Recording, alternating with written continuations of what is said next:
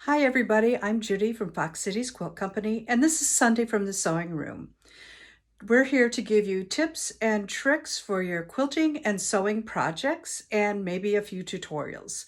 So today I'm talking to you about fall. Anybody who knows me knows that I really don't care for fall because probably I know what comes after fall, which is winter. But I live in Wisconsin, so I better embrace it, and I've decided to do something fun. So today I am making this adorable pillow out of Cuddle fabric.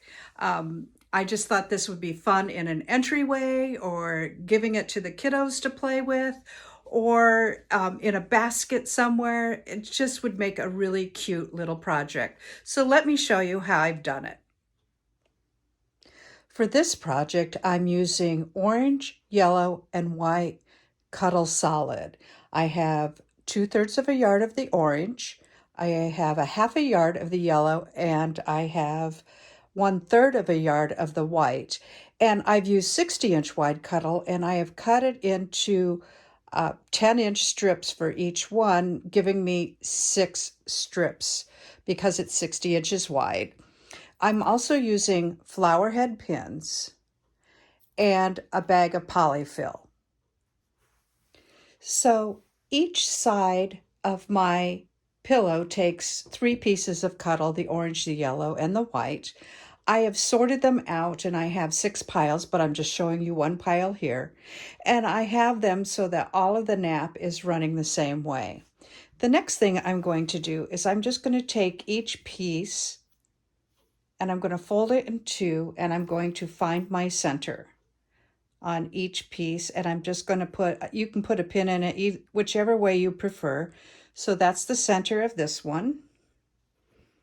I'll fold this one in 2 and find the center.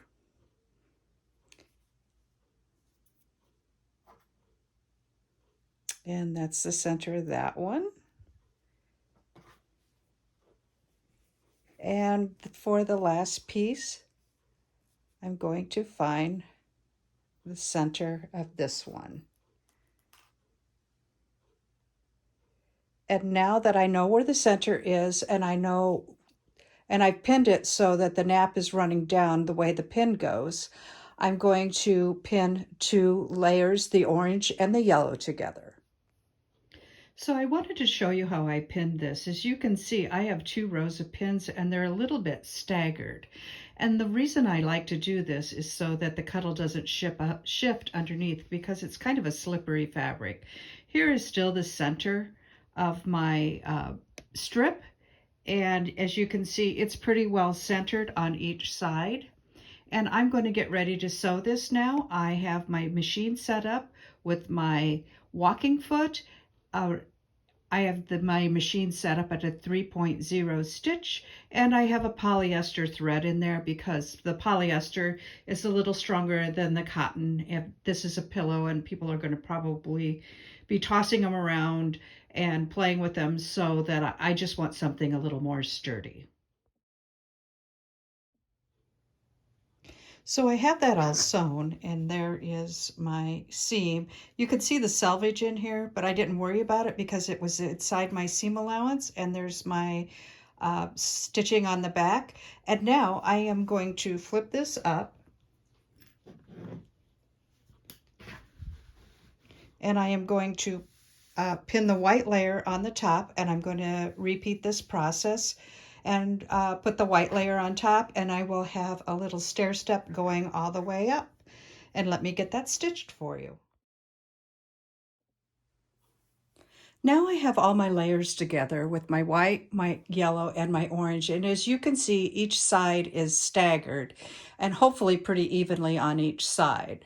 So the next thing that I have done is I have turned my Cuddle over, and I have marked my exact center of my white, and I marked the exact center of my orange, and I also marked each side of the orange piece 1 inch in from the side. And what I'm going to do next is, because I want this rounded at the top, what I've done is I've gotten just a bowl from my kitchen, and this bowl, because I want the corners to be round like a candy corn, I have a bowl here, and this is 5 inches across. So now, in order to be able to make that 5 inches across, I want to make sure that when I cut this to my candy corn shape, I have enough room to make this curve. So I decided in order to make that curve, I need at least 6 inches, because I want to make sure that I have room for error, into the center of my white part. So I have laid my ruler on that 3-inch mark, and now I'm going to mark 3 inches on each side of there. And I'm just using a pen, and I'm just really eyeballing it. It doesn't have to be exactly perfect. And I guess that one doesn't want to mark. Let me get that mark in there. We'll try a different pen.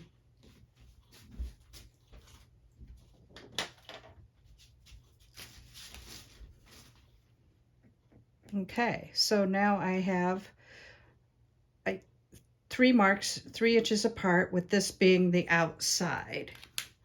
And now what I'm going to do is I'm going to move this up, and I am going to cut a straight line from, I'm going to cut a straight line from my outside marks all the way to the corner where I have it marked on my orange. You can draw a line first if you want, or you can eyeball it, whichever you prefer. But this Cuddle is pretty forgiving, so I'm probably going to just cut it.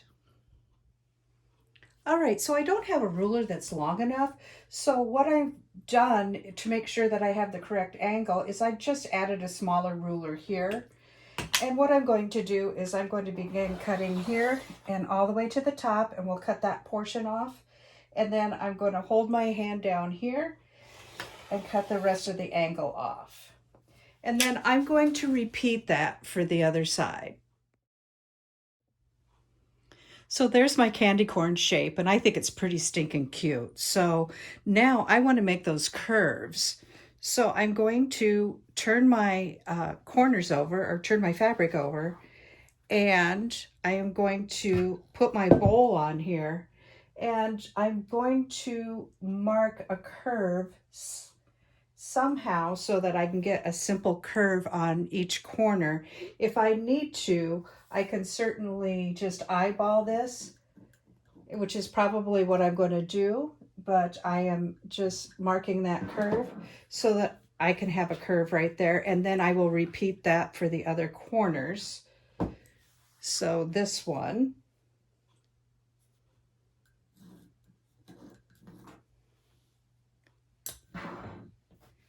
and I'm going to repeat it down here and mark that corner.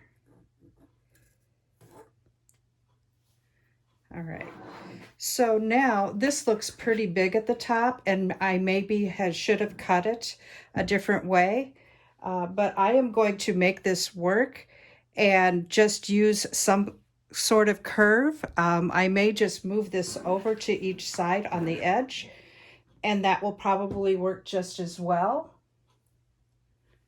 Let me do a corner where you can see. I think that's going to work just as well. And see how that's going to curve right there. So sometimes for me, it's just a matter of trial and error. Let me get this side marked. And that's going to work just as well. So now what I'm going to do is I am going to just take my scissors and make these curves. And then I'm going to repeat this whole process on the other for one more piece. Now I've constructed both sides, and I have my two sides put together, right sides together. And the first thing I did was I made sure that my seams lined up so that my candy corn doesn't look wonky when I turn it right side out. And I have pinned it all the way around. Now I want to make sure that this stitch is nice and straight, so you'll see a whole lot of pins in here, But if it doesn't, it looks like it's going to bunch up, I have this really great stylus that I use to help me push the fabric through. But it should be okay because I am using my walking foot. So I'm going to take this to my sewing machine and I'm going to sew this. And what I have done down here is I have marked a 4-inch opening so that I can, with some friction pen, so that I can not sew there and make sure that I can turn my candy corn right side out and stuff it. So here I go to the sewing machine.